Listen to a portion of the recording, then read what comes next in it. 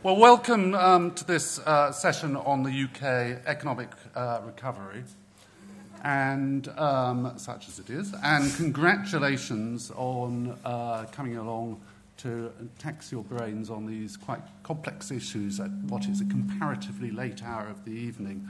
I know that you'll all find it extremely worthwhile at making the effort. Now, after 3 years of going nowhere, the economy is at last growing again. But how sustainable is this growth? Is it just a return to the sort of unbalanced consumer-led growth of the pre-crisis years, prone to reversals and renewed crisis? Is the Chancellor merely priming things ahead of the election, just juicing things up by irresponsibly inflating another housing bubble and encouraging consumers, again, to spend more than they can really afford? Or does the present revival lay the foundations for a genuine nationwide renaissance in business activity and employment?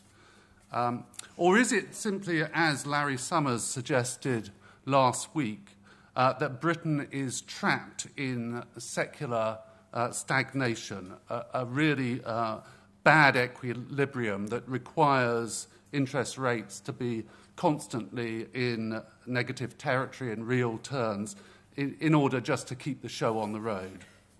Now, with me to discuss these and other issues, we have an extremely distinguished panel of speakers. To my extreme left, physically though not politically, is Andrew Sentance, who is a former chief economist at the CBI and a former member of the Bank of England's Monetary Policy Committee, where he was known as the resident hawk-in-chief. He is now an economic advisor to PwC, and a professorial fellow at Warwick University. Among his many talents, he also plays in a rock band.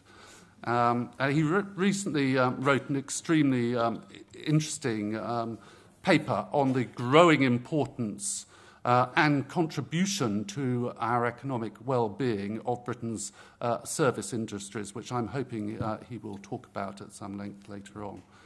On my left is Simon Wren-Lewis, who is a professor of economics at Oxford University and a fellow of Merton College, and is fast developing a reputation as the kind of Paul Krugman of the British economic scene. His blog, mainly macro, has become required reading for anyone with an interest in the political economy.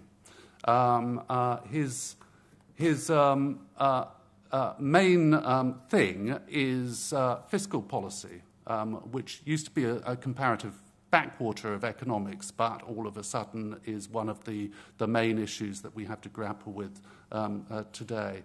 And he recently argued powerfully that the fiscal policies of the last government were not nearly as bad. Fiscal policies of the last government were not nearly as bad as the current prevailing narrative tends to suggest. He even had, momentarily, at least me, a Telegraph hack agreeing with him up to a point. Now, on my right is Margaret Heffernan. She's a serial entrepreneur and a writer. And she's, in a sense, the very embodiment of that expression. I don't know how she does it. Her career is so varied and so multidimensional that I couldn't possibly begin to do it justice in this brief introduction. Suffice it to say that she essentially wrote and lived Sheryl Sandberg's Lean In way before it was even the germ of an idea in the Facebook chief operating officer's head. And the last of our speakers quite literally needs no introduction because he's not yet here. But I am assured that he is on his way, and it's Will Hutton, who is now principal of Hertford College, Oxford. He's a former editor of The Observer, a great polemicist, and he used to run the Work Foundation. So, with no more ado, I'm going to ask... Yes, Will be here apparently at 8:20, so we just keep he will probably be the last speaker. No more ado, I'll ask Andrew to kick off proceedings. Well, thanks, Jeremy, and it's a great pleasure to be here in Bristol and to see such an enthusiastic and interested audience to talk about the UK economic recovery. I really want to focus on three main points in talking about this topic, and I want to really start from a perspective not just to do with the UK, but thinking about the global economy and where we are currently. And the way I've described I find it's easiest to describe the way in which the Western world, the major economies of the Western world, which includes the UK, are being affected by the current situation, is that we're in a new normal of slower economic growth or slow economic growth and heightened volatility, which has been ushered in partly by the financial crisis, but also by other developments in the global economy, including the big global shift that is taking place in relative economic significance from the West to the rising powers in the East, particularly in the Asia-Pacific region, China, India, and Indonesia. And this new normal that I talk about is, I think, probably easiest described in terms of the fact that there were three tailwinds that were supporting growth in the Western world ahead of the financial crisis, which emerged from the early 1980s onwards. And these were, first of all, a world of easy money, a deregulated financial system, which broadened the access to finance for consumers and businesses. Secondly, a world of cheap imports and cheapening imports, which was initially ushered in by the big oil price fall in the mid-80s and also by the expansion of the global economy to include big economies like China and India, which had very low labour costs. And so a lot of production shifted to these low labour cost economies. And one of the benefits for the Western world, or Western consumers, was that we could buy a lot of stuff that they were producing very cheaply, clothing, electronic goods, and so on. And the third element of this sort of pre-2007 world was a degree of confidence that central banks and governments had everything under control, and that if anything went wrong, such as the Asian crisis in the late 90s or the bursting of the dot-com bubble in the United States in the early 2000s and all the turmoil that we saw in the early 2000s following 9/11 and all the political instability in that period, that whatever happened, that central banks and governments could put economies back on track. Now, these three ingredients, worlds of easy money, cheap imports, and almost an excessive confidence, but a high degree of confidence in governments and central banks, have gone away. And these were very powerful tailwinds for private sector growth and for wealth generation in the Western economies.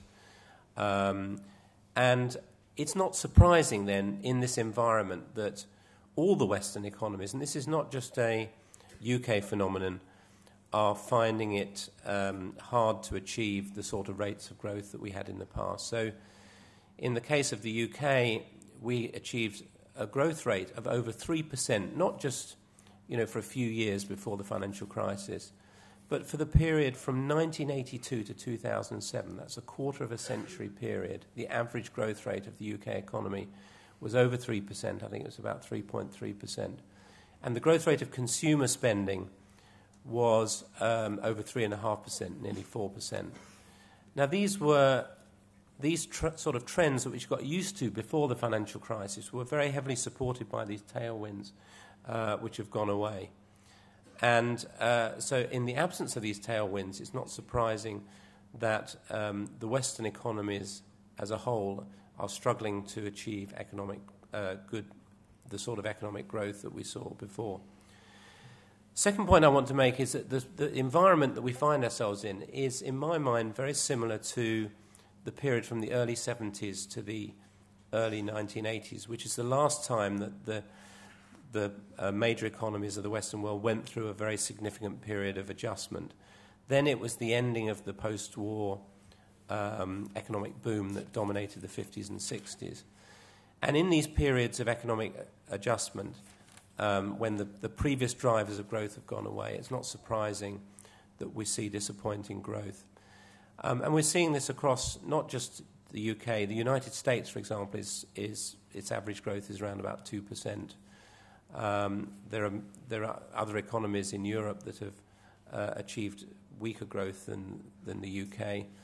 Germany, perhaps, which is better adapted to the sort of world that I've described with strong positions in export markets, is performing relatively well, though its growth rate compared with before the crisis is probably roughly similar. So the second point I want to make is that we're in a prolonged period of transition, not dissimilar from a period from the early 70s to the early 80s, when actually, if you look at the shocks that hit the Western world in that period, there are some quite uncanny similarities with what's happened recently. There was a big financial crisis in the early 70s. It wasn't a private sector financial crisis as we saw recently. It was the shock to the Bretton Woods system, the system of stable exchange rates, which underpinned the post-war economic boom. We had big energy price shocks, as we've seen recently. And we also saw then an erosion of confidence in the economic policies that have been pursued in that preceding period of growth. Now, the good news, in a sense, was that in the early 1980s and from the 1980s onwards, the Western economies did make a transition to a new period of growth, but it was a very different period from the growth period that we left behind in the 50s and 60s.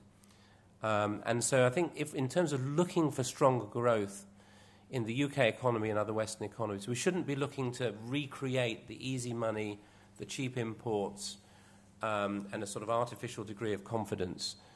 We should be looking for new drivers of growth, which may be in the areas of technology, in the transition to a low-carbon economy, the forces that will drive a new phase of growth in the Western economies are likely to be different in the future from the past. So where does this leave the UK? So coming back more specifically to the UK. In relation to our peer group, the UK economy, even though we wring our hands here and we say what a terrible recovery we've been having until recently, the UK economy has performed relatively well. Our unemployment rate has not risen to the sort of levels we've seen in other European countries, even to the sort of level we've seen in the United States. And in relation to the previous recessions in the 1980s and 1990s, unemployment hasn't risen to such a high level. Growth has been disappointing, though paradoxically employment growth hasn't shown the same picture as GDP growth. Productivity growth has slowed down across the Western world, and it's slowed down here in the UK. I would make 3 points about the UK's economic recovery. First of all, if you accept the argument that I've made so far, the fact that our economy is growing relatively slowly is not a surprising issue against the backdrop of slow growth against the Western world, across the Western world. Secondly, given some of the things that have hit the economy, relatively high inflation, which I don't think most people are expecting post the financial crisis, and the problems in the euro area, the UK economy has been relatively resilient, and average growth of 1.4%, while it's not been particularly spectacular, has actually the economy has continued to grow at a variable rate. The final point I would make is that there are some demand-side factors that were holding back growth, perhaps the difficulty of access to the housing market and difficult access to finance in small and medium-sized companies that have been relieved by various initiatives. And so it's not surprising, perhaps, that the demand side of the economy is picking up.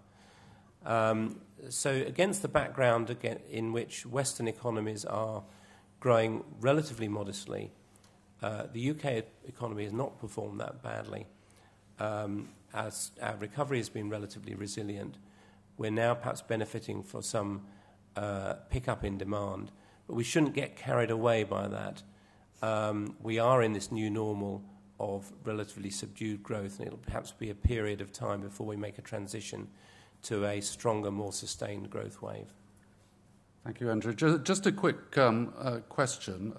I mean, if we shouldn't go back to the old sort of growth, we can't go back to the old sort of growth, what are these new sources of growth for the UK going to be, very briefly? Well, I think tapping into the strong demand in emerging markets, the Asia-Pacific region, becoming more export-orientated towards those sources of demand. And you gave me a cue earlier, which I didn't pick up strongly enough on. Our manufacturing sector is not as strong as Germany, but we have quite strong export-orientated service industries in the UK, which are in a position to pick up on that sort of demand. And also technology. Technology is a very important driver of growth. And I think the 50s and the 60s actually were a period where growth was driven more by technology, by the technologies that were developed in the Second World War and in the 1930s. And we may see, continuation of information and communications technology, low carbon energy and so on, a number of technologies coming to the fore in terms of supporting growth. Very good. Simon. Thank you. I'm going to be in one sense, more optimistic than Andrew. Because what I want to talk about is why we had a recession and what's happened in the 5 years since we had a recession, and think, well, are we going to recover from this recession? I mean, listening to Andrew, it's as if there's no recovery to be had. I think there is a recovery to be had. So I want to talk about that. I think you can think about recoveries from recessions in 3 stages. The first stage is you want to get the economy growing again. The second stage is you want the economy growing fast enough that you begin to make up the ground lost as a result of recession. And that means the economy needs to grow at 3 or 4%, not the 1 or 2% that we've seen recently. And the third stage in a recovery from recession is to make up that ground that you've lost. To have a period of growth of 3 or 4% such that you make up the ground that you've lost as a result of the recession. Recessions make us poorer. They make us poorer for a temporary time. Might even be a decade when we're poorer. But we hope the recessions don't make us permanently poorer. So I want to talk about 2 senses in which the recession we've just gone through are unusual. The first is that previous recessions in the UK, the early 1980s, the early 1990s, were recessions essentially created by governments. They were created by governments to get inflation down. So governments put interest rates up, inflation came down fairly quickly, and so the government could simply reverse gear and start a recovery. And that meant that recessions were things that didn't last that long. We largely caught up the ground that we lost within a decade or so. And so an optimistic view would be, well, why can't this recession be like those previous recessions? Well, the first unusual feature of the recession we've just gone through is it wasn't created by governments. It was created by banks. Banks vastly overstretched themselves in terms of the lending they did, so that when a relatively modest amount of loans went bad, the whole system collapsed. Ignore people who say the mess we're in is because government started borrowing recklessly. That's just not true. I've studied the numbers, and it's not true here, it's not true in Europe, except in Greece. So this was a recession made by banks.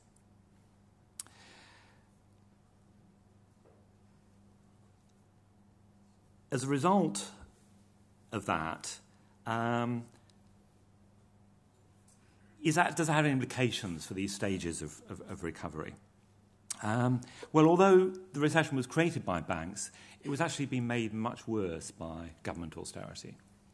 So at the moment, you could say we're in stage one of the recovery. We've now got some positive growth. We're not yet at stage two. The growth is relatively modest. But we've been here before. We got a similar sort of recovery in 2010. But we lost that recovery because governments in the UK and the Eurozone started raising taxes, cutting spending. We had austerity. For example, the OBR, the watchdog set up by the government, has calculated that the austerity measures implemented by the UK government has reduced GDP in the UK by about 1.5% in the last 3 years, in each of the last 3 years. And that's probably a conservative estimate. The European Commission has estimated that Eurozone GDP is currently about 4.5% below what it might have otherwise been as a result of the austerity enacted by Eurozone governments. And, of course, that's had a big impact on the UK. So that's made the recession much worse. But that has an implication for the recovery. If you kick the economy with austerity, then all our economic models suggest that it will eventually recover, it will bounce back. And if you kick it much harder, with much more austerity, the bounce back will be much, much greater. And the reason essentially for that is that although SAP policemen and civil servants will eventually find jobs elsewhere and they'll start producing new goods. So for that reason, I think we can be relatively optimistic that we might move to stage two, at least initially, with relatively fast growth quite quickly because we get this bounce back from austerity. Now, of course, that doesn't mean austerity was a good thing. It's essentially delayed the recovery by 3 years. But it does mean I'm reasonably optimistic that we might get a period of quite rapid growth.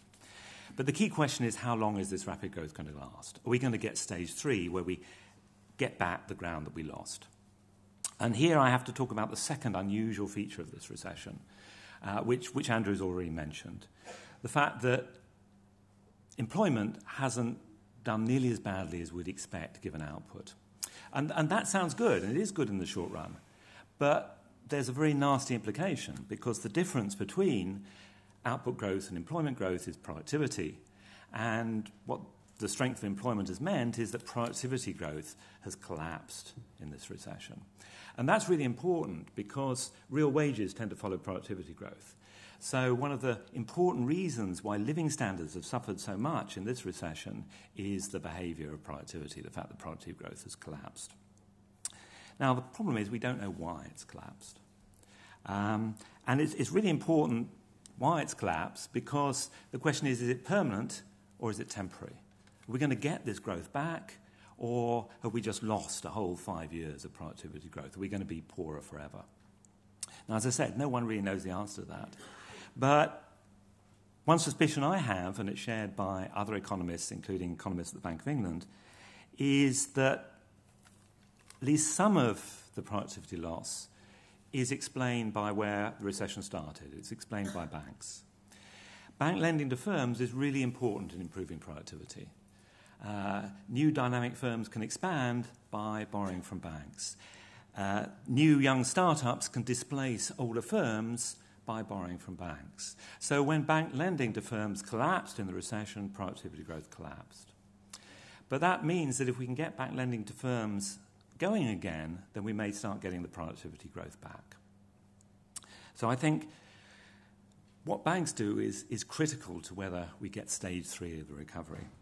Now, how's it going to go with banks? Have we repaired the banking sector? Well, I honestly don't know, but I have a concern.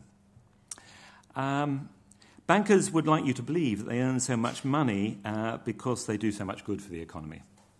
Actually, there's very little evidence for this at all. What there is evidence for is they make money by two other means. One means is by what economists call rent-seeking, which basically means making money off other people. We hear about that when they do that illegally, and we've heard plenty of scandals to do with the banking sector recently. But there's lots more ways you can seek rents in a legal manner, and I'm sure a lot of that goes on. The other way that banks make money is by taking risks. And when collectively those risks go wrong, then they're bailed out by the public sector. So when the risk pays off, bankers get the reward. When the risk doesn't pay off, we pick up the tab. And what that means is that there's a huge public subsidy to the banking sector. And economists at the Bank of England have calculated that that subsidy is of the order of the profits that the bank makes. So it's a huge subsidy. And a lot of those profits, of course, go to bank bonuses. Now, it's very easy to get moralistic at this point, but as an economist, I try and avoid that. What I think I can say as an economist, it would therefore be much better if we divert some of that money from bank bonuses to recapitalising banks so they can begin to lend to innovative but risky firms and get productivity growth going again. And for that reason, we should be very pleased that the European Union has decided to put a cap on banking bonuses. It's very modest, but at least it's a start. But what's the UK government doing about this? The UK government is taking the European Union to court to try and stop them putting a cap on banking bonuses. So the recession was created by banks, and I have a real concern that the political influence of the banking sector on governments, and particularly this government, could mean that we don't recover the ground we lost as a result of the recession.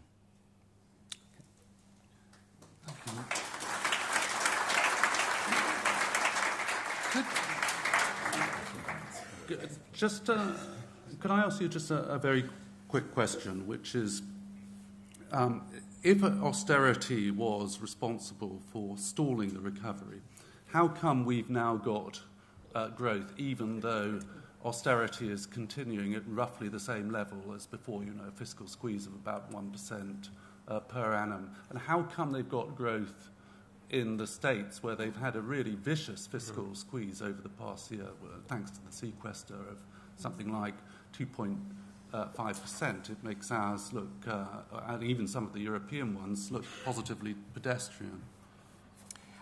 Because the world isn't so simple. You can't just simply say, well, here's the growth rate, here's austerity, and the only thing that causes the growth rate is austerity. You have to think of what else is going on. And the reason we got a recovery is because a lot of the recession was to do with people saving more. I'm not saying the whole recession was the result of austerity. Austerity just made it worse. People were saving more, they'd begun to save less, and so we've got a recovery. But just because we have a recovery doesn't mean austerity didn't delay that recovery for 3 years. Right. Now, Margaret has indicated she wants to speak last, but since you've come in last, Will, do you want more time to recharge your batteries, or would you like to speak right now? I'm sorry to have missed Andrew. Yeah, and maybe pick up that fag end of Simon, but if you want to say a few words, I'll say a few words, or do you want to go? I don't mind. Whatever you want. Okay. I'll go ahead, and okay, you can catch your okay. breath. So I was very interested listening to both Simon and Andrew. What they said reminded me of a conversation I had about a year ago with the economist, now Nobel laureate, Robert Shiller. And he told me a story about how at his university it used to be the case that there was a department of sociology, economics, and government. And at some point a decision was taken to separate these three and to move economics out on its own. He described this as a momentous decision and one that he's questioned and worried about ever since. And I think what this story indicates in quite a nice real-world way is just how isolated economics has become from a world that the rest of us would recognize.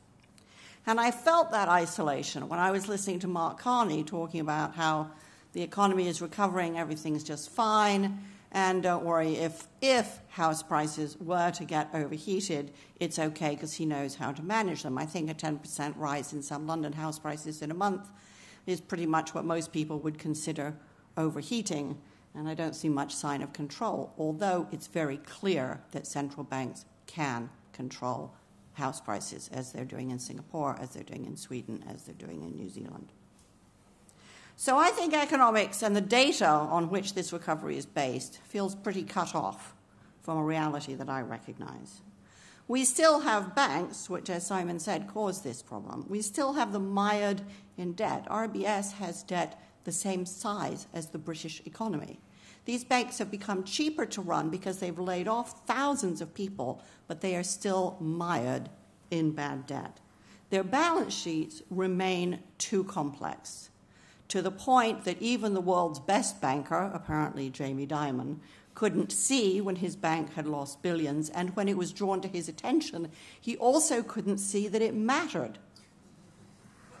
My friend and colleague Frank Partnoy has done a brilliant forensic analysis of the balance sheet of one of the smaller American banks and more conservative banks, Wells Fargo. And he, together with the Financial Accounting Standards Board, concluded that these balance sheets are opaque, that it is impossible to see the concatenation of debt and put any kind of realistic valuation on them. Partnoy described the balance sheets as representing Dante's 7 circles of hell. Meanwhile, we have people like Anat Admati coming up with very pragmatic proposals for putting more capital into banks so that bankers have to play with their money instead of ours. And these are proposals that have been steadfastly rejected. Partnoy concluded in his analysis of the Wells Fargo bank statement, "We remain in the dark and the rot will spread." No, I don't feel very good about this recovery. I was speaking at the Federal Reserve Bank several weeks ago to very senior leaders who agonize about their failure to spot the last problem because they don't know how to spot the next one. Alan Greenspan, with all the dexterity he showed when he finally conceded that his failure to regulate the derivatives market indicated a flaw in his ideology, has now concluded, with a piece of kind of intellectual acrobatics you can only gasp at, that actually economics is just fine, it's just finance that's a problem. In the meantime, you have a third of 18 to 24-year-olds who have been unemployed for at least a year. You have half the working population over 50 unemployed. You have labor highly polarized between well-paying jobs and no-paying jobs. And in the meantime, the middle-class safe havens are disappearing. Paralegals have been replaced by Google. Doctors are being replaced by machines, many of them made quite near here. Accountants are being replaced with algorithms, and even journalists will now find that sports and financial news can be quite capably generated by software, which has the great advantage that you can't send it to jail. Only in a world where economics is divorced from reality does this look like a recovery. Of course, the data on which the recovery is based is GDP. And GDP is a very peculiar statistic. It means that GDP goes up when there are floods and wars. It means the economy looks healthier when we do disaster recovery instead of disaster prevention. It means that we can't capture the value of industries like Facebook or Twitter because they aren't charging for their products, only with a statistic as skewed from reality as GDP can we believe in a recovery. When this crisis first started, because I'm by nature an optimist, I had this kind of moment of hope. I remember it because it was a long time ago and it didn't last very long. But I had a hope. I thought, maybe things will be so bad that we'll really change things. Maybe we'll start to consume less because we know we need to. Maybe we'll really put firepower into green energy because we know we really need to. Maybe we'll start thinking seriously about how we allocate jobs to the bulk of the population and how we really start training people and giving them an education system that truly makes them fit for the real world. And I really hoped that we could get the best out of this crisis and do today what we should have been doing yesterday. I'd really like to believe in a recovery. But I think what I see at the moment is a British economy and an American economy, and anybody who believes that it's useful to separate the world economies hasn't learned anything from the crisis. I'd like to see an economy that doesn't just serve the few. I'd like to see an economy that doesn't feel anachronistic and mired in an industrial revolution that's over. I'd really like to see a recovery that isn't based on convincing people to buy more junk that they don't need. I'd like to see an economy that produces things of value fairly without sweatshops.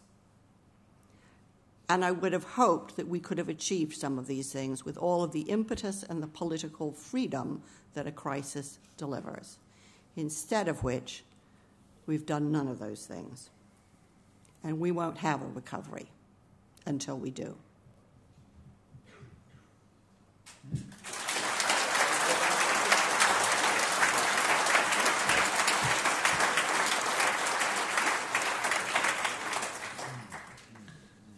So you Margaret, don't really believe the data to begin with, or is it that you just want a completely different sort of new economy, which is not at all focused on consumption and accumulating junk, as you say? Well, it's both, really. I mean, everybody knows GDP is a joke. Everybody knows it doesn't measure the things that matter. It doesn't measure educational attainment. It doesn't measure safety or health. It doesn't measure the things that count. It can't capture the value of companies like Twitter or Facebook. It can't capture the cost of unemployment. I mean, it just doesn't work. And we know this, and one reason you know that we know it is because so many alternatives to it have been proposed. But, of course, if you apply any of those alternatives, you don't get such a rosy story. So let's stick to the devil we know. But it doesn't work. One of the reasons economists like it and political leaders like it is it keeps us in the top 10. And we're really obsessed by these league tables of growing economies. And we don't want a statistic that might take us out of the top table. Mm. But of course, GDP only measures the value of transactions. That's all it attempts to do, and it's no good having growth if people feel they're getting worse off, which is plainly what is happening at the moment. Right, and it only measures transactions of a particular kind, and it can't capture other sorts of transactions. And I think it's important to say, there are an awful lot of alternatives to it. Will, I've already introduced you in your absence, so yes, fire away. Well, I'm very sorry. I've experienced the M42 with a major incident on it, and my God, does Bristol get traffic congestion? I mean, you guys must know it. I mean, anyway, I've lived through it, and an apology for being a few minutes late. I guess what I'm going to say is kind of another cut on what the other speakers have said. I mean, is there going to be a recovery? And I think that under no illusions, over the next 18 months to 2 years, there's going to be what I call a snapback. Peak levels of output were arrived in the second quarter of 2008. Here we are 5.5 years later. Output still below those levels, incredibly, not in the service sector, but overall. And economies do have a capacity like corks, to revert to, if not to where they would have been, to close to where they would have been after a period. And we're about to go through that. And that's going to be hailed by the centre-right press and by the coalition government as an absolute triumph. I can't make a promise, but I'm sure that there will be a period in the next 18 months where growth will be 3%, or the economy will have grown by 3% from one period to another over 12 months. But of course, what does that mean in terms of the trend growth? What does that mean in terms of what's going to happen once you've had that? Is there going to be any kind of follow-through? What's happening to living standards? What's happening to the underlying structures of the economy? What's happening to productivity? What's happening to exports? And what's happening globally? I mean, these are huge kind of spectres over this prospect. But you can be certain that you will read leaders in the Times, you will read front pages in the Daily Mail and Daily Telegraph, you will hear George Osborne and the Prime Minister telling you that actually their policies have worked, the critics of their policies are dispelled, and there's more to be done. They'll be always cautious to say that, but basically we're on the right track. And I guess I'm going to pick up where the others have left off. I mean, I really challenge that. I mean, I think that for 30 years, I think that we've lived through a kind of fool's paradise, not just in Britain, but globally, in which actually we've permitted private debt and the scale of the banking system to propel growth, but actually to leave us with an overhang of debt, which is stunning. I mean, world GDP is around $70 trillion. Private debt is around $150 trillion. No one really knows the scale of the size of the trade in derivatives in the secondary banking system, but estimates are 600-700 trillions. These are enormous financial claims on the real economy, and some countries have got this much worse than others. I mean, we are one of the most acute examples of where the kind of financial claims on the real economy are exceptional. Our banking system is 4.5 times our GDP, and financialization that goes along with having a large banking system has actually intruded into the decision-making of our private sector, I think, in a very, very malevolent and malign way. I think that essentially there's been the most astonishing misallocation of resource in the UK. We've generated a capitalism that it is in the main about capturing value rather than creating value. And the value that's captured is done around extremely short-term time horizons. It's amazingly pernicious. And actually, in sector after sector, and you know what they are, the values that drive corporate decision-making are, I think, they're certainly not to do with innovation, they're not to do with investment, they're not to do with building up infrastructure, soft and hard. They have become around the self-enrichment of those at the very top, around this thesis that actually that aligns their interests with those of the shareholders, and there's a kind of trickle-down effect on the rest of us. Well, we're living through the consequences of that.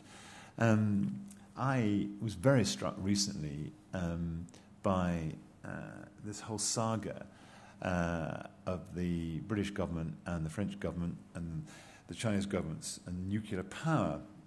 EDF Energy building a big nuclear power station just near here, Hinkley, and they were going to do it in partnership with Centrica,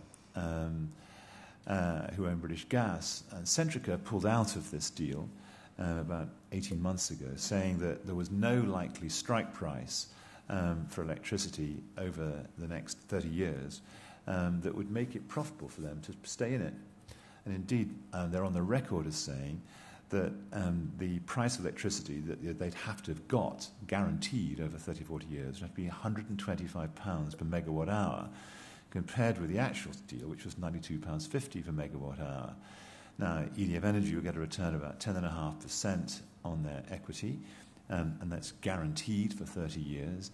The government has actually also guaranteed the building of the power station, but that wasn't good enough for Centrica. It's good enough for the Chinese nuclear industry, who are also coming into this now to build our power stations along with the French. But for Centrica and its shareholders, that was too low a return. And the return they sought was a third higher. And having abandoned their obligations in this partnership, they then used £500 million to buy their own shares back, which had the happy consequence, that Sam Laidlaw and his little team of directors pocketed the most amazing bonus because people's remuneration is kind of linked to the share price. Their bonuses were, Sam Laidlaw's bonus actually was 18 million. And these are, so you see the decision making by the board was driven by their remuneration was linked to the share price. To keep the share price high meant they forwent the kind of long-term investment we'd all like to see. The returns they wanted were stunningly high. And that's another story where we end up. It's going to be the Chinese and the French will build these power stations, and we will literally, when the Chinese build the third and fourth and fifth one, we literally will be driving the bulldozers to clear the earth whilst other people do the smart stuff. And I read a book called The State We're In 20 years ago, which I drew, it was very much my thesis, and I've watched this kind of unfold over the last 18, 19 years, much, much worse than I ever thought it was going to when I wrote The State We're In. I've seen companies like ICI and GC be dismembered. I've seen lots of our best corporate assets being sold overseas. I've seen private equity and driving for returns that actually I think are completely unreasonable. I've seen R&D in our commercial sector fall as a share of GDP. It's a really disarming spectacle. I've watched inequality grow. I've watched our financial system neglect the value-creating part of the economy. And yet, I'm going to have to live through an 18-month and 2-year period in which everyone's going to talk about recovery, recovery, recovery. There are 3 substantive things we have to do in Britain to put right. We have to, and there's not time in the minute or 2 that remain me to talk about it in any depth, but I think we have to put our ownership, we have to really address the question of how our companies are owned, what the incentives are for the shareholders in them, what the incentives are for the management teams that run them, and why consistently, in area after area, British companies look for higher rates of return over shorter periods than their comparators in the G7, let alone Asia. We have to get our innovation system together. We simply don't spend the money we should, nor do we have the structures and institutions which actually permit companies to be innovative. And we have a financial system that actually is the piping of our financial system is about driving residential and commercial property prices ever higher. I think it's astonishing, actually, that looking at the portfolios and asset structures of most banks, you'll find that actually 5% of those assets, which are 4.5 times GDP, only 5% of those assets are actually lent to corporates. And within that 5%, a tiny fraction, as little as 7%, is actually lent to things they call innovative. It's amazing biases in our system, which actually we simply have not addressed at all. There's the beginnings of some reform, in fairness, that Vince Cable has launched in the financial system with the ring fencing of investment in commercial banks and the requirement to hold more capital. It's the beginnings of a more kind of sensible banking system. But when you think of the scale of what has to be done, we're only in the foothills. There's also, in fairness, the potential rollout of a green bank and a business bank, which I think will start to make some difference. But when you add it up, when you put the phenomenal inequality which you spoke, the dysfunctionality of our ownership, innovation, and financial system, the financialization of so much corporate decision making, the amazing way in which that's linked up to share prices, and the way that remuneration, I think executive pay in this sense is actually part of the story of our indifferent performance. Rock bottom levels of productivity. Productivity has fallen back to, I think, Andrew, what's the numbers? In 2006 or 2007 levels? You've got the numbers, but they are. That is another part of this. And then you look abroad to a system that is, the international system just isn't governed. Larry Summers talks about the danger of 2 lost decades for G7 countries, reproducing what's happened in Japan. I'm fearful that could be where we're going. So, yes, there is going to be a snapback. Yes, it will be lauded to the skies in the run-up to a 2015 election. Be very concerned about about the institutional structure in Britain that might drive some kind of follow-through that's at least going to be levels of growth that we're used to, 2% per annum. I mean, the actual trend growth rate in Britain could be falling back to below 1.5%, maybe even worse than that, and be very, very wary about what's happening abroad. We've sold our soul to the notion that actually markets clear, the maxims of the free market fundamentalists were right, they were wrong, and there's not really a compass to steer us through the detritus of what we're left with. Thank you.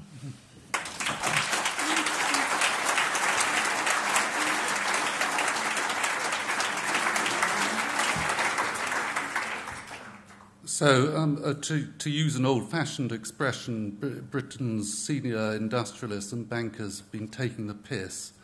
Yes. But what do you think will... I mean, you were very concerned about a banking system that had assets of 4 times GDP, assets and liabilities 4 times GDP. So what did you think of the new governor of the Bank of England's recent speech, this Mark Carney, when he postulated that the city had the potential to expand to 9 times GDP or possibly even more? In fact, he saw the city as a great source of future growth for the UK.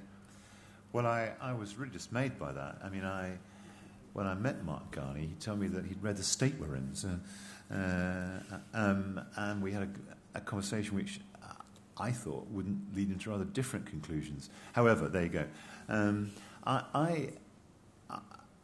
The notion that you could double again the size of the banking system in relation to GDP without at the same time it carrying much higher level, it's an impossibility for this to happen, because the only way that it could happen is if you had either no increases in the capital ratio, in the capital adequacy regime, which we're going to have. But the Swiss manage it, don't they? The Swiss actually have insisted. They're way down now. They were very. They were way down, but I mean, after UBS went nearly very bust, they've now gone for, they're going for, the figures they've gone for 10 core equity, and they're shooting for 20. The kind of things that Marty wants.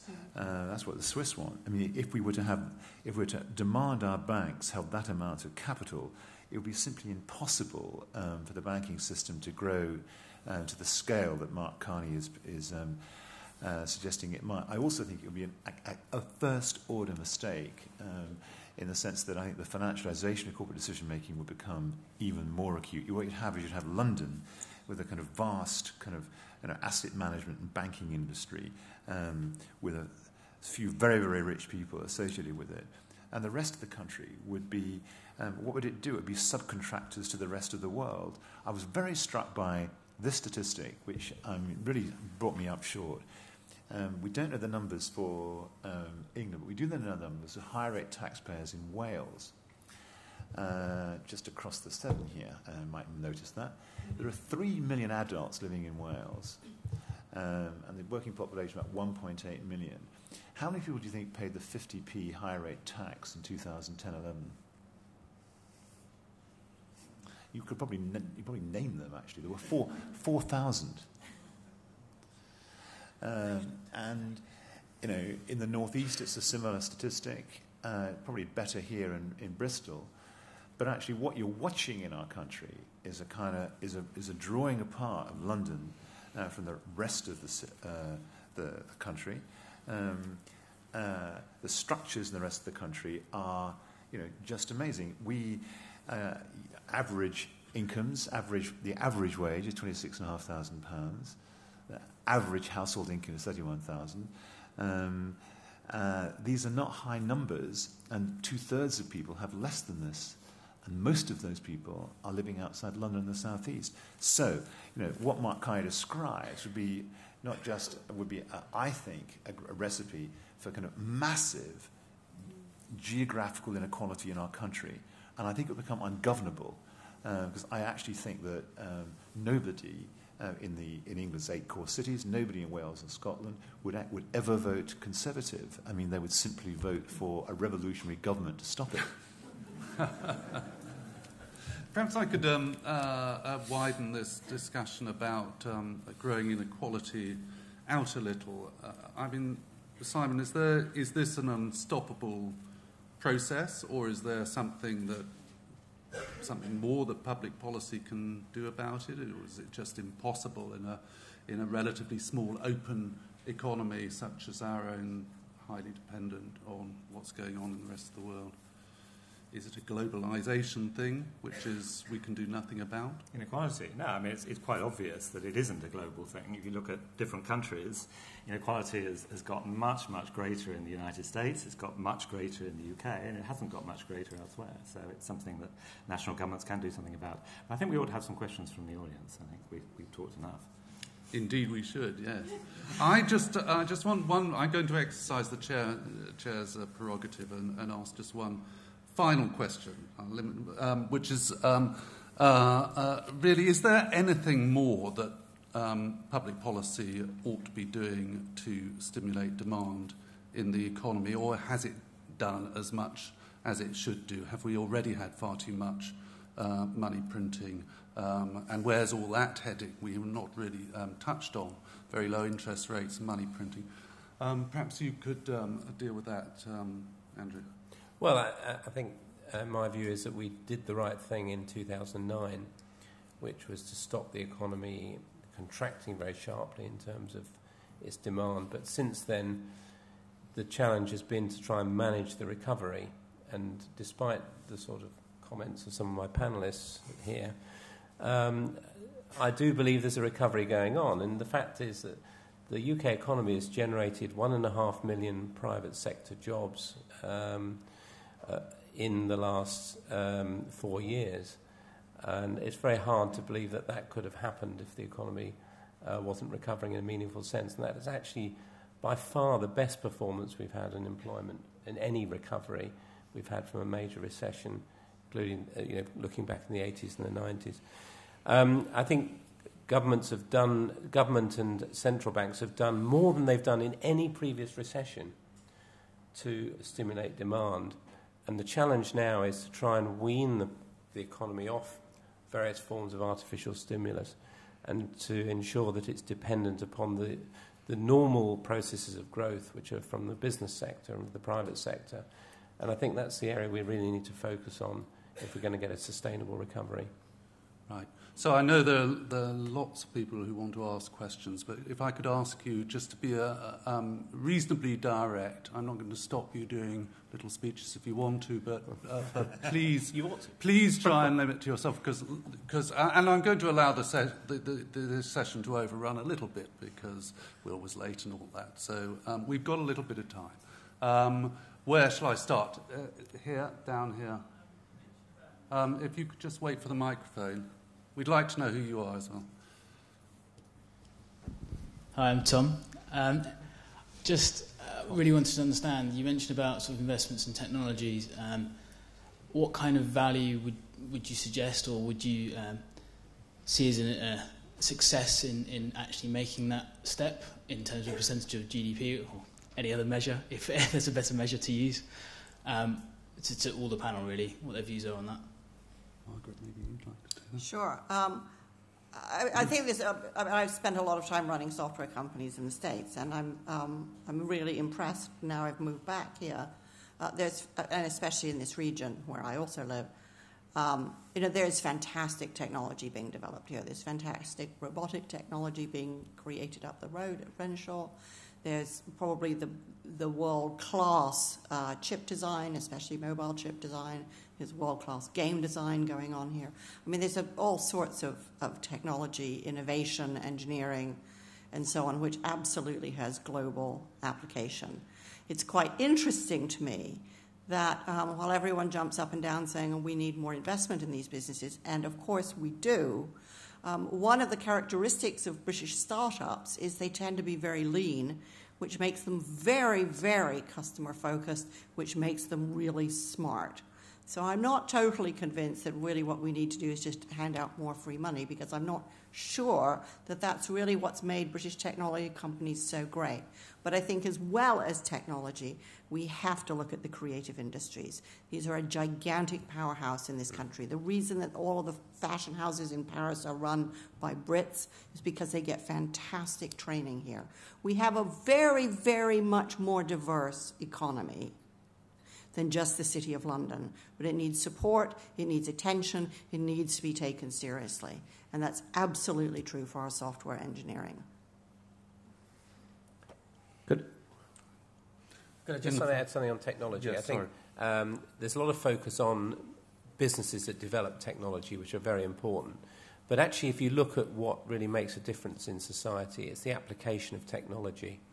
And we mustn't forget that actually that's where most consumers and that's where most of the economic benefits come. So we shouldn't just be focusing on the development of new technologies, but actually accelerating the application of it and actually seeing that as a good thing in our society. If we could have the mic. Yep, the microphone round just here at the front row.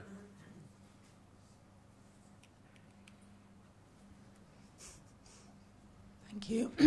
My name is Helen Wild. I wonder, since two of the panellists at least have said that this, you called it a spike or something in the in snapback, is going to happen just before the next election, that what the government is doing is entirely based on politics and not economics at all. Simon.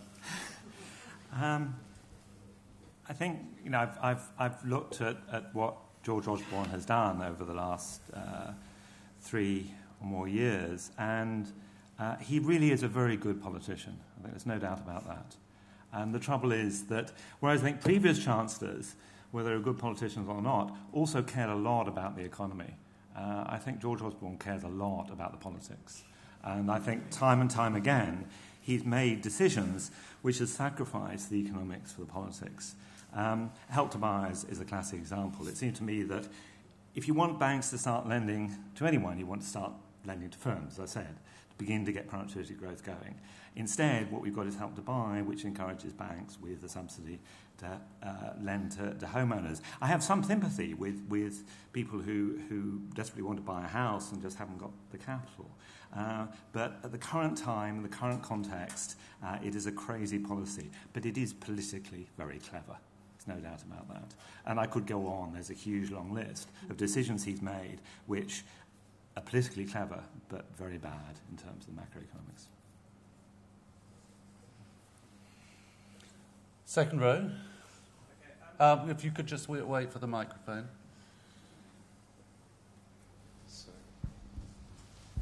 Thank you. My name's Robert. Earlier, Jeremy challenged Professor Wren-Lewis on how the rapid fiscal tightening in the US sequester didn't lead to a collapse in growth. And some economists have claimed that's because of offsetting monetary expansion under the Fed's expansion of QE and more aggressive usage of forward guidance. So my question to the panel is, does the panel think that even bolder monetary stimulus in the UK, such as nominal GDP targeting or an inflation target of, say, 3 or 4%, as Paul Krugman calls for, could offset the contractionary effects of the UK's modest fiscal austerity?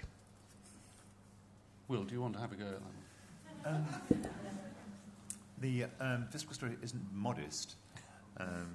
The scale of adjustment that will have taken place by 2017-18, starting from 10-11, will have been on IMF numbers. It'll only just be behind what will have happened in Portugal and Greece.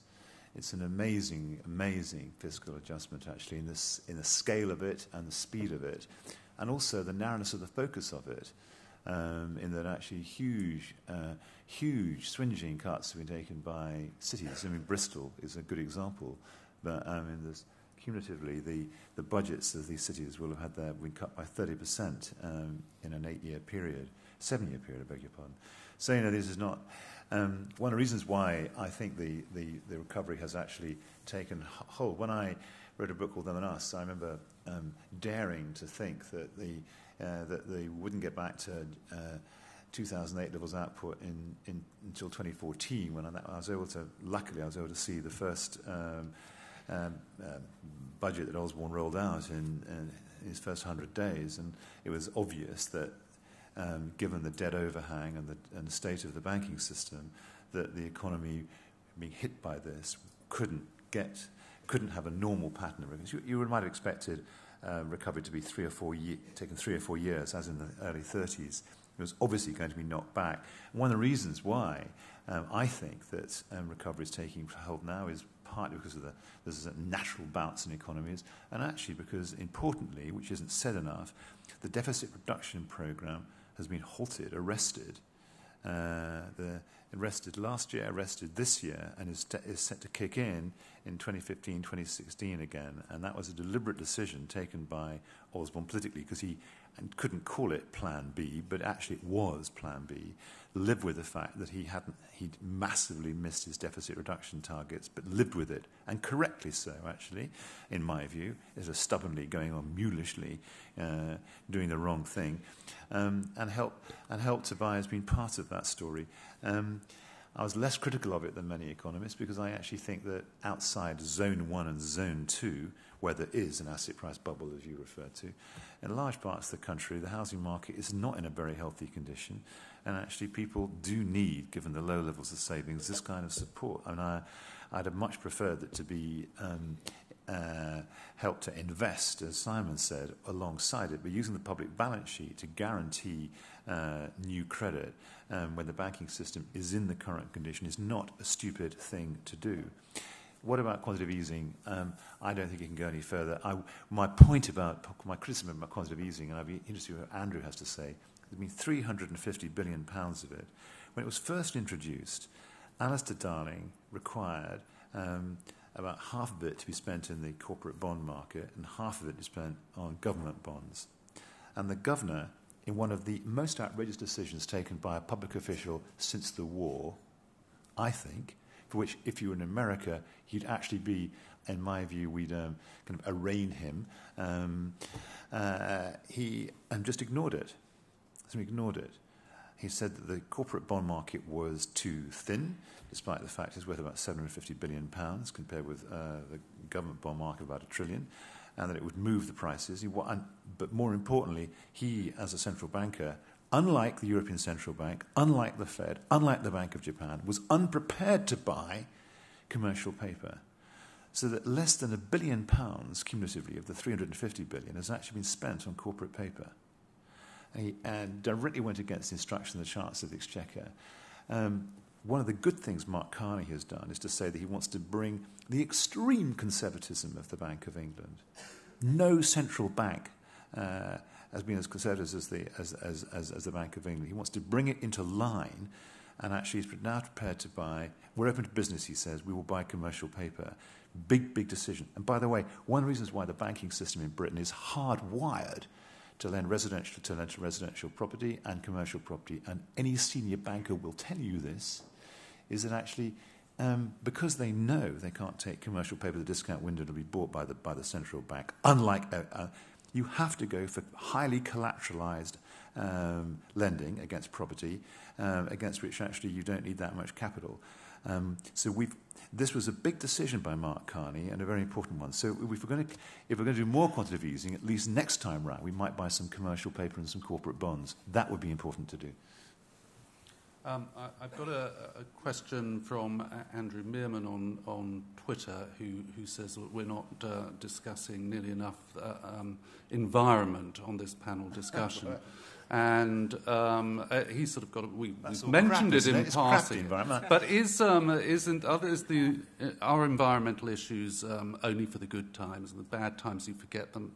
I mean, for instance, The Sun reported a story today that Cameron is meant to have told his officials to cut the green crap, by which he means, get rid of all the green initiatives, and then we can reduce power bills a little bit. Should we cut the green crap during a recession? No, we absolutely shouldn't, and we shouldn't have, and we shouldn't be doing that now. This is innovative technology. I mean, I've seen some of it. The Wessex Water, just outside of Bath, has done world-class innovation when it comes to creating new energy, finding cheaper, greener, better ways to purify water and find ways to save water. I mean, this is world-class technology. It has world-class relevance. This is a real business. We should be putting money into this, not taking money out of it. We continue to run the UK like a Victorian industrial society, and the world is going to leave us behind if we keep doing that. Question?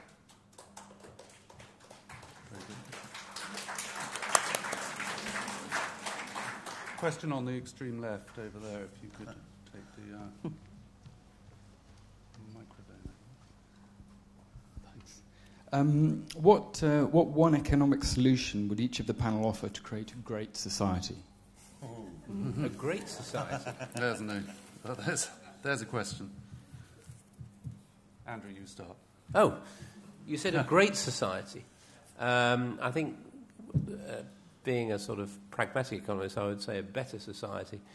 I think the thing that has been missing, and I'm not sure that other panellists would agree, is a focus on trying to make sure that trying to improve what we call the supply side conditions of the economy, which are the conditions in which businesses operate, the structure of the tax system, the infrastructure, the training and education systems. And there's been far too much, I didn't get a chance to say whether I thought there should be more monetary stimulus or fiscal stimulus. There's been far too much emphasis outside of the emergency situations in 2009 on just trying to pump money into the economy in one form or another in order to solve our problems. I think the UK economy, which went through all sorts of traumas in the 1970s, created by that sort of approach, should have learnt that that's not really the way forward. It's the underlying economic conditions that support business, supports value creation, it's not one sort of magic lever I would pull, but I would, focus on that if I was the government and I was focusing on what's going to improve UK economic policy. In a sense, I agree with Andrew, but I don't think we come to quite the same conclusions. I mean, absolutely, that we had a chance in this recession to really invest for the future. And the way you do that, I mean, obviously partly from encouraging the private sector to invest, but also by getting the public sector to invest. And a lot of things that Andrew is talking about actually require public sector investment in education, investment in green technology. The role that the public sector could have in all these things is huge. And it could do it by borrowing incredibly cheaply, because interest rates have been incredibly low. So we had a wonderful opportunity to really improve things for the future. And ironically, we've done exactly the opposite. I mean, it's a real shame. So if only we'd taken a different decision about public investment in the future, things would have been a lot better now. It's an odd thing, isn't it? The Chancellor seems to be perfectly unconcerned about increased household borrowing, but is very focused on what he considers very excessively high public borrowing. Margaret, what's your panacea? Well, I think we know now that trickle-down doesn't work. Right? It doesn't trickle down. It stays up there.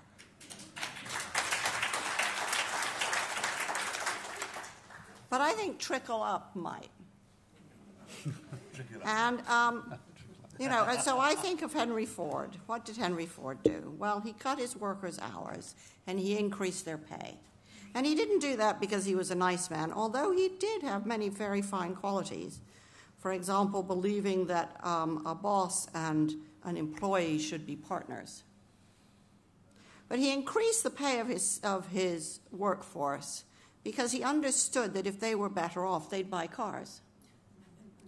And I think, while we're thinking about cutting bankers' pay, and don't get me wrong, I'm all for that, The fact of the matter is, if you get more money into the bottom of the economy, you get it to the people who will spend it because they do need things. And that's how you get real growth that means something. So I think we need not to be looking at cutting the top, although I'd be quite happy to do that. We need the low paid to be better paid. We need the unpaid to be paid. And we need to get money into the dynamic, young, creative, innovative part of the economy, which will spend money.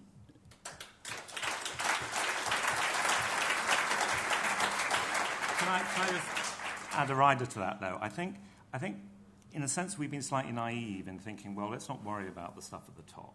Let's worry about the stuff at the bottom. The previous Labour government did this. We're very focused on poverty, did a lot to try and alleviate poverty, but basically said we don't care about what people are on the top. The trouble here is a political dynamic. If you allow people at the top to earn more and more, they make sure that political institutions, political arrangements are such that they keep their money. And so you stop any kind of redistribution towards the bottom. And so I think we can't dismiss the top pay. I think that's got to be part of the solution. I think that's a fair point. And I think if to get more money into the bottom of this pyramid, we have to take some from the top. I think we actually also need to do something kind of interesting and will require a certain amount of adroitness, which is, I think we have to reposition tax as a privilege that you get to pay it. I think being a member of society, which means you contribute to it, is a kind of privilege. And if those who have a great deal get a great deal of that particular privilege, I think we'll see a really rather better place.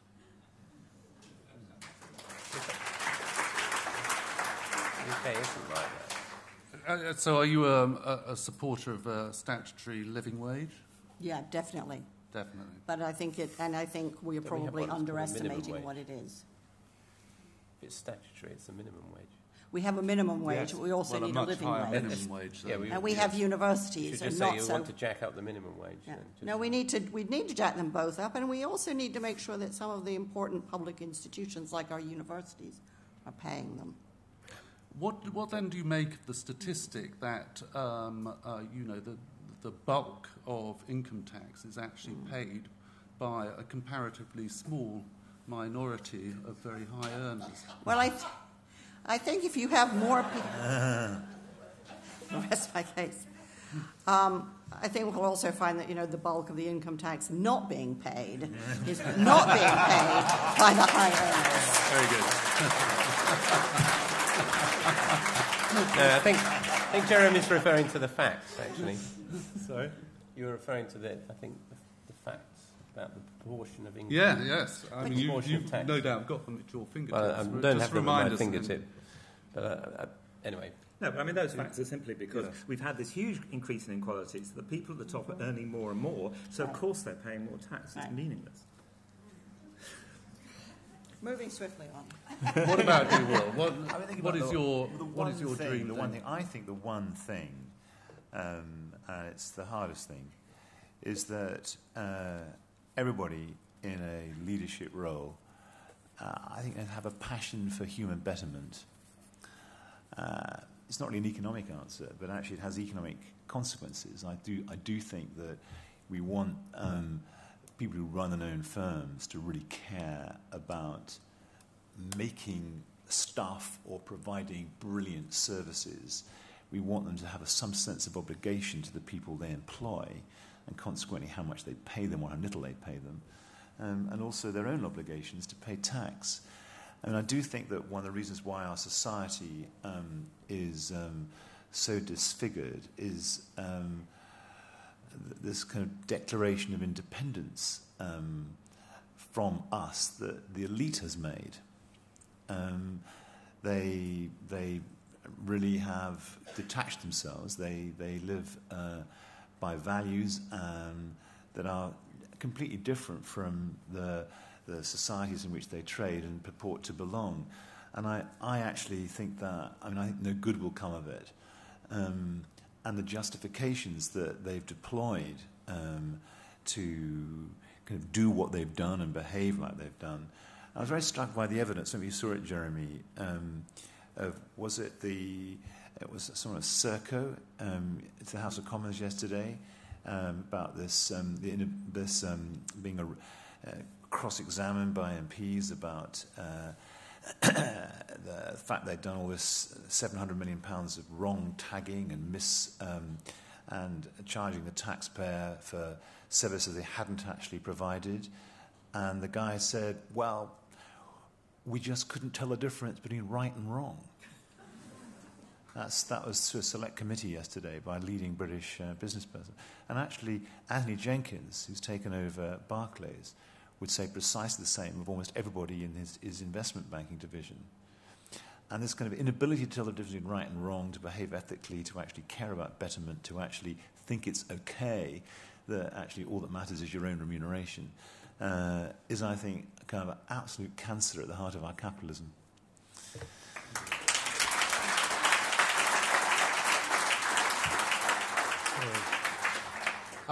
Another question from the front here, and then we'll move on to this lady in the second row on the right. First of all, you. Hello, my name is Jesse. Is it not safe to say that there is no recovery until we can not be scared of raising interest rates?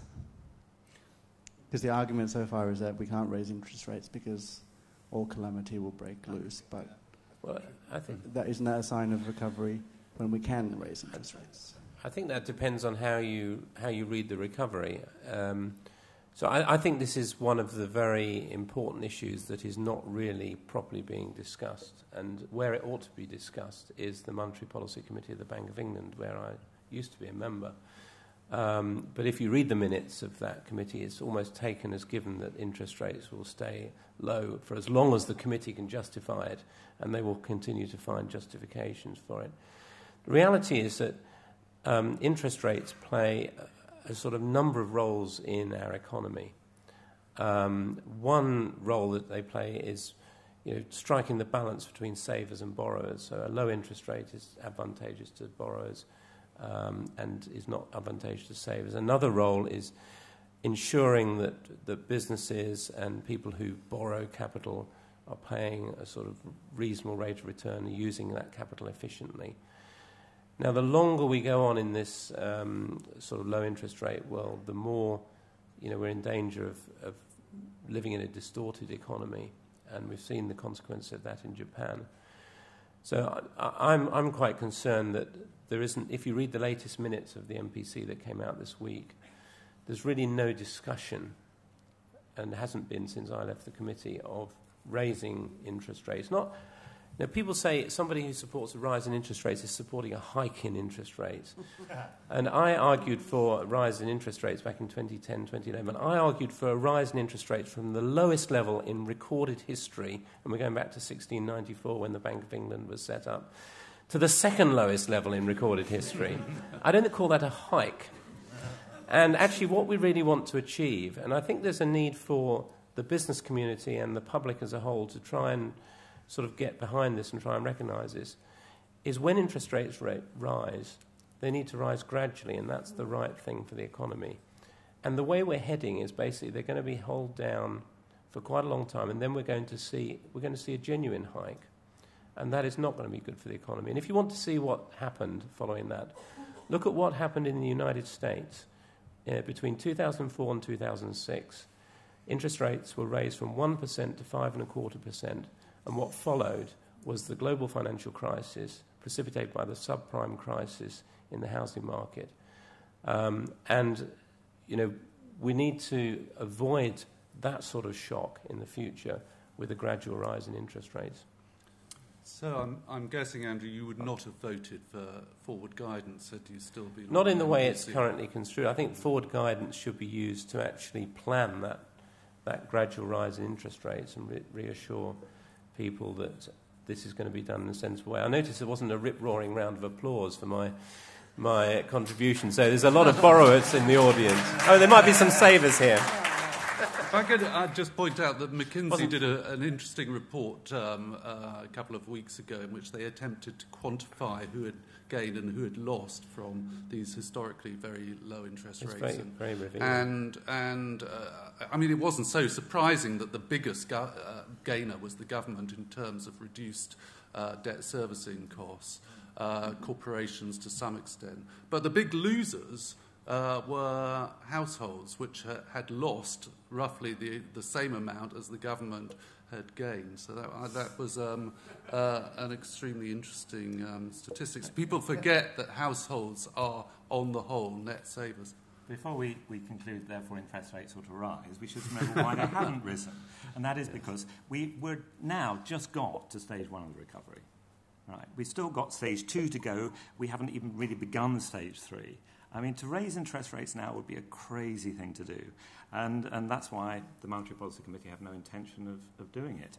I mean, what's peculiar in this country is inflation slightly above target. Everywhere else, inflation is below target and falling. Yeah, what's your explanation for that, Simon? Perhaps you can illuminate us on why this has been the case. Well, why inflation's falling? Because why recession. It's been so high in the UK.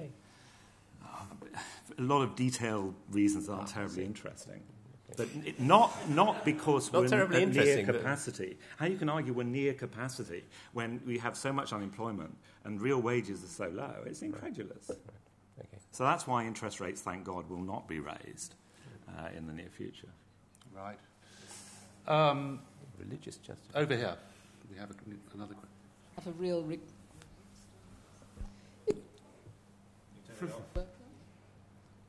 Is it possible? Yes, it's going now. Is it possible to have a real recovery when we continue to allow tax havens in the way we do and to have government captured by corporations? Will, would you? That sounds a question for you. Sounds like a question for you. Of course. Well, I mean, it's you could certainly have a recovery while that's taking place. I mean, it doesn't mean that tax havens and what you describe as corporate capture of the government is a good thing. I mean, actually, interestingly, and I think it's one of the. I mean, I think the times they are changing. The times are changing in many important respects, in that people who once advocated maximising shareholder value as the only thing for a company to do are all beating a retreat. I think the success of the Occupy movement, and actually the real way that corporations are concerned, beginning to recognise that actually avoiding tax on the scale that it's been avoided doesn't play well. And there's George Osborne remarkably has been leading or one of the leaders at the last G8 in actually getting quite interesting kind of convention together, protocols together on actually and trying to clamp down on tax evasion and tax avoidance, and actually getting tax havens to kind of give up their secrets. So the times are changing in important respects. I think that I actually think the times are changing, and it's not very much blowing from the left, but they're not blowing from the right anymore.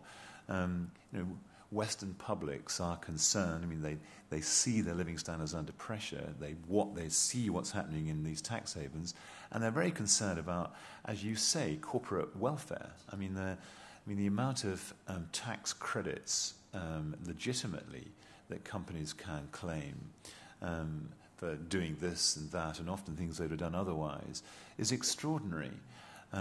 As is their ability to kind of move tax to where it's most suitable.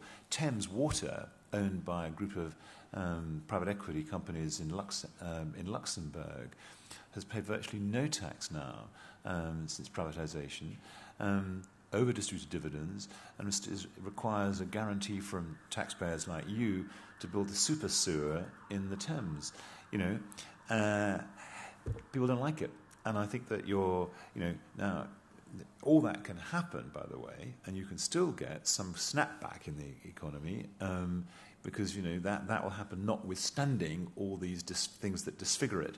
So I take your question, but I don't think that the fact of tax havens or the fact of corporate welfare or the fact of corporate capture will necessarily kind of prevent this bounce. It raises questions about sustainability, but not about the bounce.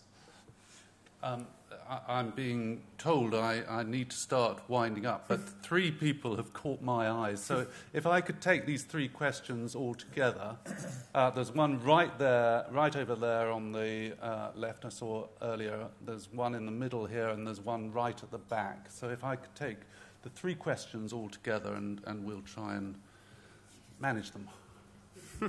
Or answer them even. Answer them. Well, 3 questions. That's too much to ask. Right. Looks like I'm starting. It's your first. Okay, go ahead. Sure. I'm Jeff Henderson, and I'd really like to pick up on something that Will alluded to in his opening remarks, and that was the relationship of London and its particular economic structuration and the interests associated with that in relation to the condition of the British economy as a whole. Because, as we all know, one of the issues here, and one of the issues which is highly problematic for most of the British economy, is that London works to the rhythms of the global economy, not the British economy. As a consequence of that, there are particular types of economic interests that are embedded, headquartered, paid for in London that have direct connections with the state. This is not a new thing. It's gone on actually for centuries in the context of Britain. And the result of that is that predominantly, and we can see this today more than in the past perhaps, economic policy, budgetary policy of the British government has been much more aligned to the types of economic interests that exist in London than those that exist elsewhere in the country. And let me draw in a metaphor here, if I may. And it's the metaphor of the upas tree. The upas tree is an Indonesian plant with widespread branches whose leaves produce a toxic sap that destroys everything that tries to grow beneath them. Now, I put it to you, one of the problems that we confront today is precisely this relationship between London, its economic and the political interests embedded here, and the rest of the British economy. So that maybe the way forward is actually certainly not to cut down the upas tree, but certainly to radically prune it. Yeah, very good point. And there was a question we're going to take at the back as well. Yeah, you've got the microphone. Right. I was going to ask, when can we celebrate an economic recovery that benefits all of the society we live in? And can this happen without addressing house price inflation and the housing crisis as it currently exists? Thank you very much. So London is smothering the rest of the country, and when are we going to have a proper inclusive recovery, perhaps? We could start with you, Andrew. Oh, okay. Before I do that, I should plug my book, which I haven't managed to do yet. You're allowed to do that. Which is on sale at the back. And I noticed that Will was plugging his book, so Rediscovering Growth After the Crisis, all the answers you didn't hear this evening. 2 points about London house prices. I think the UK problem, we're schizophrenic about London. London actually is a massive value generator for the UK economy. Surveys that are done of global cities generally come out with 2 top candidates, London and New York. New York, you can accept, is in the United States, which is the world's biggest national economy. So, they deserve to have one. We don't actually deserve to have a top global city in terms of our percentage of GDP and so on, but we have one. So we should be trying to make the most of it. And it generates a lot of international revenue, but what we probably haven't been very good at is ensuring that sort of disseminates sort of as freely around the economy as as it can. I think the notion that somehow by, you call it pruning, or cutting back London or stifling it is the way forward, I don't buy into that. I think we should be trying to maximise the potential of London and make sure the benefits spill out through the rest of the economy. House prices, I don't think we're actually in a housing bubble at the moment, but we're in danger of perhaps moving into one if the growth in the economy is skewed in that direction. So I think we need to keep an eye on it, but in my view, it's something that is perhaps to watch out for the future rather than what we're actually having at the moment. Simon, London, too big. Well, I think if you substituted the financial sector for London, then I would agree with you in a sense it's consistent with my earlier remarks. And given the importance of the financial sector in London, I think the two are very related. So I certainly think you should prune the political power of the financial sector. I'll leave it at that. How do you, talking about inclusion, how do you bring the rest of the country into London's manifest success? Well, I think this is really interesting because I think in about 2005 I started doing some teaching at the School of Management at the University of Bath.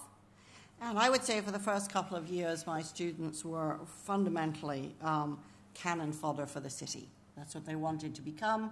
That's what we were there to produce, and we produced them in droves.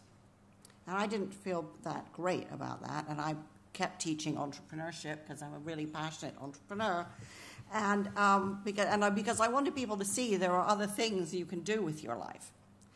And what's been really interesting is how much that's changed. Now my classes of MBAs and undergraduates, they don't want to go into the city. They all want to be entrepreneurs.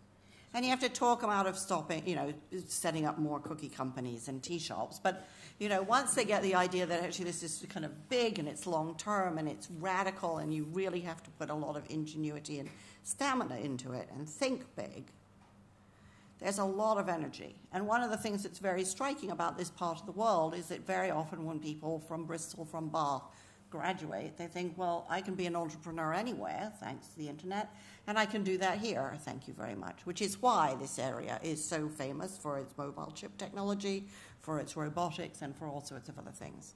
So I think there is a sea change in terms of the younger generation that actually doesn't want to be cannon fodder for financial services and wants to build a better path. As for the housing bubble, I think everybody who's in a house thinks there isn't a bubble, and everybody looking for a house knows that there is.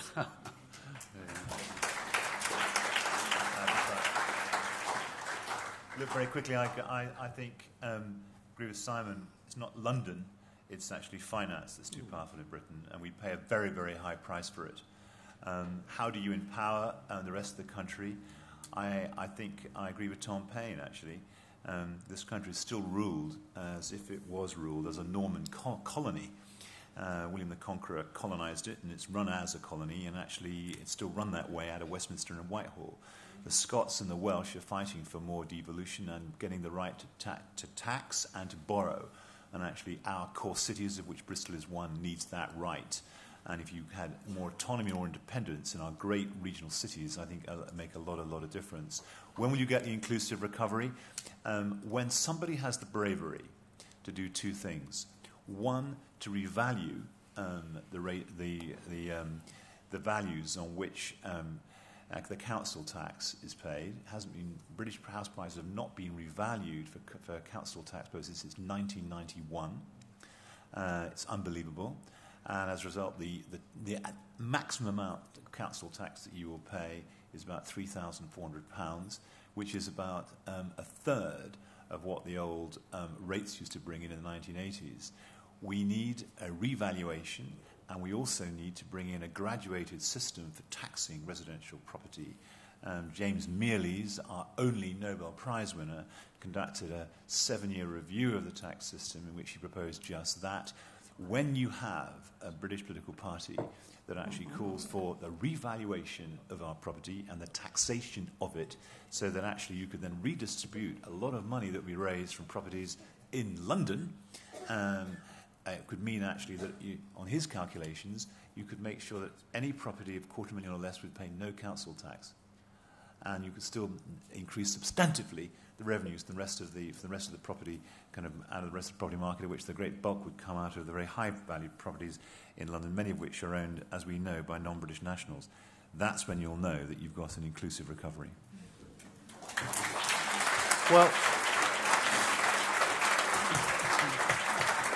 just before everybody sneaks off, can I ask a quick question of the audience? Hands up, those who think we have a sustainable recovery on our hands. Wow. And those who don't? Well, that's pretty categoric. I think the Chancellor is going to have to start rethinking his strategy on the on the back of the people of Bristol. Anyway, anyway, I think we managed to get through an entire 1 3/4 hours on the UK economy without mentioning immigration once, and scarcely mentioning Europe, for which I think we ought to congratulate ourselves.